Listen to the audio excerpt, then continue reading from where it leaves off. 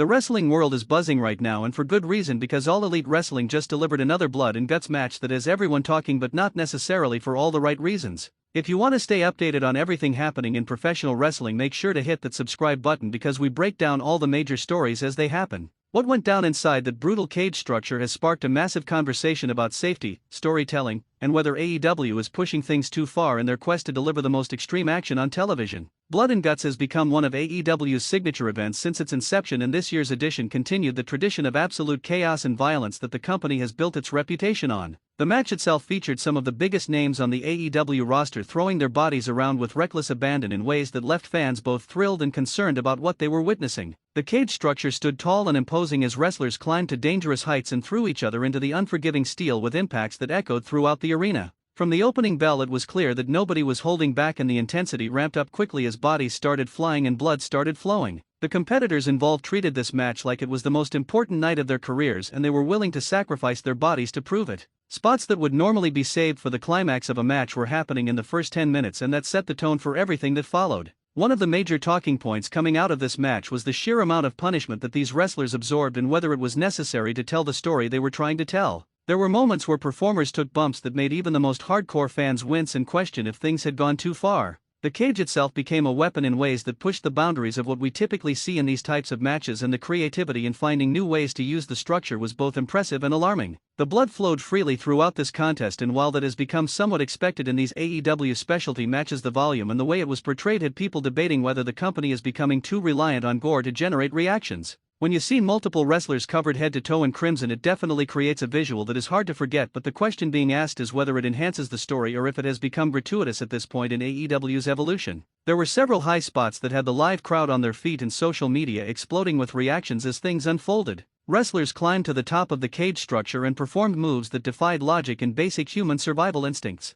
The risk involved in these spots cannot be understated, and while they create those viral moments that wrestling companies crave, they also create situations where one wrong move could lead to catastrophic consequences. The finish of the match came after an extended period of carnage where it seemed like every possible weapon and every inch of the cage had been utilized. Bodies were strewn about the ring and the cage floor as the final sequence played out with the kind of drama that only a match of this magnitude can provide. When the final pinfall was counted and the winners were declared, the arena erupted, but the conversation that followed extended far beyond just who won and who lost. Dave Meltzer and Bryan Alvarez dissected this match on Wrestling Observer Radio, and their analysis highlighted many of the concerns that fans and industry observers have been voicing. The discussion centered around whether AEW is playing with fire by continuing to push the envelope in terms of physical danger, and whether there will eventually be consequences that nobody wants to see. The comparison was made to previous eras of wrestling where extreme violence was normalized and how that led to serious health issues and shortened careers for many performers. The roster of AEW is incredibly talented, and these wrestlers are willing to do whatever it takes to create moments that fans will remember. That dedication is admirable, but it also raises questions about sustainability and long-term health. When you watch performers throwing themselves off structures and taking chair shots and going through tables week after week, there has to be a point where someone asks if this is the only way to tell compelling stories and create emotional investment from the audience. Tony Khan's booking philosophy has always leaned toward giving fans the biggest and most explosive action possible, and that approach has certainly helped AEW carve out their niche in the wrestling landscape. The blood and guts concept is the perfect example of this philosophy in action because it delivers exactly what it promises, which is brutality and chaos contained within a cage. However, the concern is that the bar keeps getting raised higher and higher, and eventually there may not be anywhere left to go without crossing lines that should not be crossed. The talent involved in this match are professionals who understand the risks they are taking, and they make the conscious choice to participate in these types of contests. Nobody is forcing them into the cage, and they all want to be part of something special that will be talked about for years to come. That being said, there is a responsibility that falls on the bookers and the company to make sure that the pursuit of spectacle does not come at the cost of the performer's well-being and future quality of life.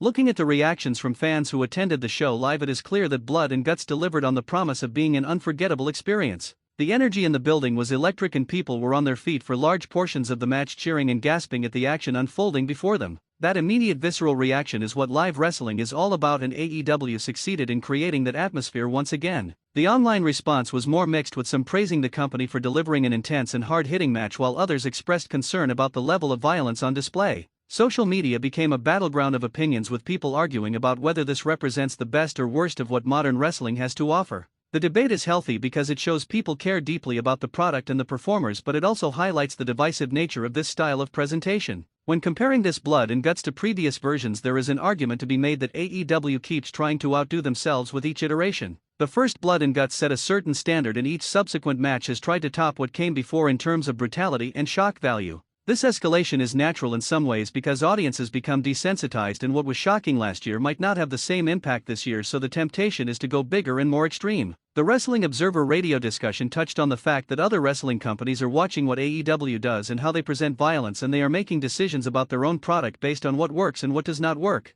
If AEW finds success with this level of intensity, then other promotions might feel pressure to match it or risk being seen as too soft or not exciting enough. This creates a domino effect throughout the industry that could lead to an arms race of dangerous spots and extreme stipulations. There were specific moments during Blood and Guts that stood out as particularly dangerous, and these are the moments that have people most concerned. When wrestlers are positioned in ways where there is very little margin for error and where a slight miscalculation could lead to serious injury, it makes you hold your breath and hope everything goes according to plan. Fortunately, in this instance, everyone seemed to walk away without major injuries, but that might not always be the case if this trajectory continues. The medical staff at these events deserve credit for being prepared for anything and for being able to respond quickly when things go wrong. The presence of doctors and EMTs ringside is crucial for these types of matches because the potential for injury is significantly higher than a standard wrestling match. The company has protocols in place and they take safety seriously despite what some critics might say, but the nature of these matches means that even with all the precautions in place, there is still substantial risk involved. Character development and storyline progression were also part of Blood and Guts, and not everything was just about the violence and the stunts.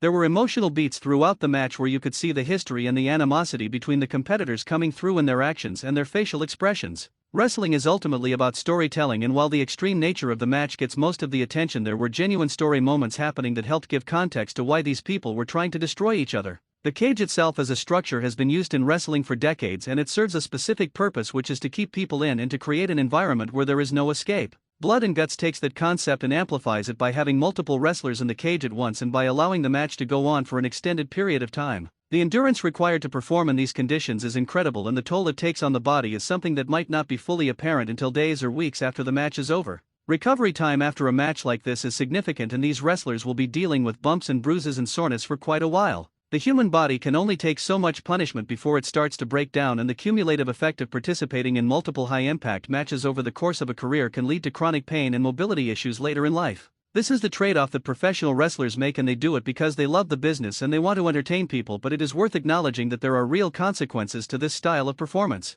AEW has built a loyal fan base that appreciates the hard-hitting style and the willingness to push boundaries and take risks. These fans tune in every week expecting to see something different from what they might get from other wrestling companies, and Blood and Guts is the epitome of that alternative presentation. The question is whether the company can maintain this level of intensity without burning out the roster or creating situations where injuries start to pile up and force them to change their approach. The talent roster in AEW is deep, and there are many performers who are capable of working this style and who actively want to be part of these big spectacle matches. The competition to get on these major shows is fierce, and wrestlers know that being part of something like Blood and Guts can elevate their status within the company and with the fan base. That internal motivation drives people to take bigger risks and to volunteer for spots that might make others hesitate. From a business perspective, Blood and Guts generates buzz and gets people talking about AEW, which is exactly what any wrestling company wants. The media coverage and the social media engagement that comes from these events is valuable, and it helps keep the company in the conversation alongside their much larger competitors. The challenge is finding the balance between generating that buzz through exciting action and generating it through worry about performer safety.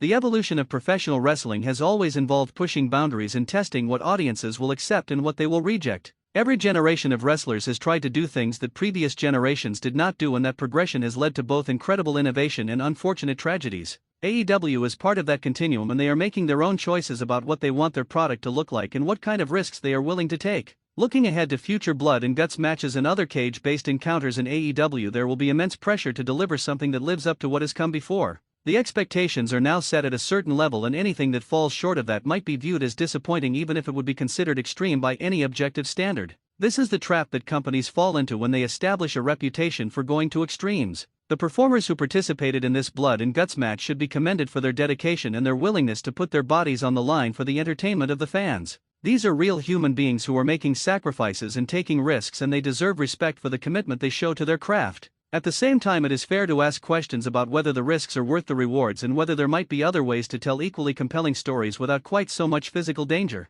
The wrestling industry as a whole benefits when companies are successful and innovative, and AEW has certainly been both of those things since launching. They have given wrestlers opportunities they might not have had elsewhere, and they have created a product that resonates with a significant audience. The concern about blood and guts in similar matches is not about wanting AEW to fail, but rather about hoping they can find a sustainable model that allows them to continue being successful without putting performers in increasingly dangerous situations. The conversation about violence in wrestling is not new, and it will continue long after this particular blood and guts match fades from memory. Every time there is a match that pushes the envelope, the debate reignites and people take sides about what is acceptable and what crosses the line. There is no universal answer because different people have different tolerances and different perspectives on what wrestling should be. What is clear from the latest blood and guts is that AEW remains committed to delivering the kind of action that they believe their audience wants to see. They are not backing down from the extreme style that has become part of their identity, and they are betting that fans will continue to support them as long as they keep delivering these intense and physically demanding matches. Time will tell whether the strategy pays off in the long run or whether adjustments will need to be made. If you have made it this far, then you clearly care about what is happening in professional wrestling, and we appreciate you taking the time to read through this entire breakdown. Make sure you subscribe so you never miss out on our coverage of all the biggest stories and matches in the wrestling world, because we are here bringing you the content you want to see every single day.